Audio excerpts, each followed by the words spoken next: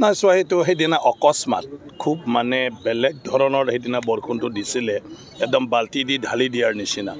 গতিকে হঠাৎ 1 ঘণ্টাৰ 2 ঘণ্টাৰ ভিতৰত তেনেকুৱা বৰষুণ দিয়াৰ কাৰণে মানে গুৱাহাটীৰ অৱস্থাটো সেইটো হৈ গ'ল আৰু ভাল যে গুৱাহাটী আজি বহুত ইম্প্ৰুভ হৈ গ'ল ড্ৰেনেজ চিষ্টেমবিলাক সব ঠিক হৈ গ'ল সেইকাৰণে নেক্সট দিনাৰ পৰা গোটেই পানী সব মানে নালাই দি গুচি গৈ ফালে আকৌ মানে আমাৰ গোটেই গুৱাহাটীটো প্ৰায় এতিয়া কিবা কৰিব পৰা হৈ গ'ল পুনৰ স্বাভাৱিক জীৱন যাত্ৰা আৰম্ভ হ'ল কিন্তু সেইদিনা সিচুৱেশ্যনে সেইটো আছিলে যদি বৰষুণ তেনেকুৱাই দিয়ে তেতিয়াতো বিপদ আৰু যিকোনো ঠাইতে বৰষুণ দিলে সেইটোই হ'ব আৰু গুৱাহাটীত বেছি হ'বই কাৰণ গুৱাহাটী আমি সবে জানো তাত পানী থাকিবলৈ আৰু খালী জায়গা নাই সবৰে ঘৰ ৰাস্তাই ৰাস্তা পানী ঘূৰিব লাগে যাব লাগে কিন্তু আমি মানে কি কয় এতিয়া গুৱাহাটী যেহেতু বহুতখিনি ইম্প্ৰুভ হৈ গ'ল তাৰ কাৰণে এই বানপানীত বেছি মানে কিবা কৰিবলগীয়া নহ'ল বেছি দিন নাই চোৱা সেইটো সেইদিনা অকস্মাত খুব মানে বেলেগ ধৰণৰ সেইদিনা বৰষুণটো দিছিলে একদম বাল্টি দি ঢালি দিয়াৰ নিচিনা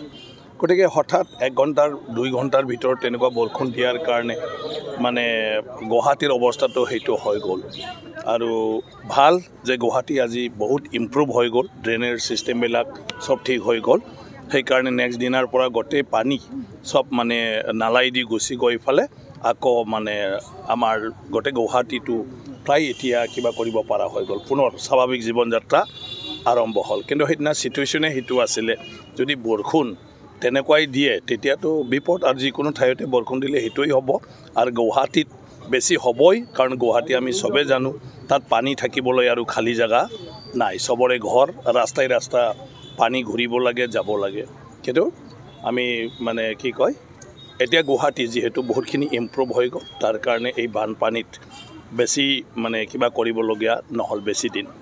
নাই চোৱা সেইটো সেইদিনা অকস্মাত খুব মানে বেলেগ ধৰণৰ সেইদিনা বৰষুণটো দিছিলে একদম বাল্টি দি ঢালি দিয়াৰ নিচিনা গতিকে হঠাৎ 1 ঘণ্টাৰ 2 ঘণ্টাৰ ভিতৰত তেনেকুৱা বৰষুণ দিয়াৰ কাৰণে মানে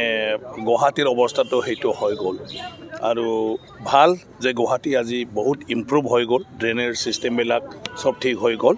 সেইকাৰণে নেক্সট দিনাৰ পৰা গোটেই পানী সব মানে নালাই দি গুচি গৈ ফালে আকৌ মানে আমাৰ গোটেই গুৱাহাটীটো প্ৰায় এতিয়া কিবা কৰিব পৰা হৈ গ'ল পুনৰ স্বাভাৱিক জীৱন যাত্ৰা আৰম্ভ হ'ল কিন্তু সেইদিনা সিচুৱেশ্যনে সেইটো আছিলে যদি বৰষুণ তেনেকুৱাই দিয়ে তেতিয়াতো বিপদ আৰু যিকোনো ঠাইতে বৰষুণ দিলে সেইটোই হ'ব আৰু গুৱাহাটীত বেছি হ'বই কাৰণ গুৱাহাটী আমি সবে জানো তাত পানী থাকিবলৈ আৰু খালী জায়গা নাই সবৰে ঘৰ ৰাস্তাই ৰাস্তা পানী ঘূৰিব লাগে যাব লাগে কিন্তু আমি মানে কি কয় এতিয়া গুৱাহাটী যেহেতু বহুতখিনি ইম্প্ৰুভ হৈ গ'ল তাৰ কাৰণে এই বানপানীত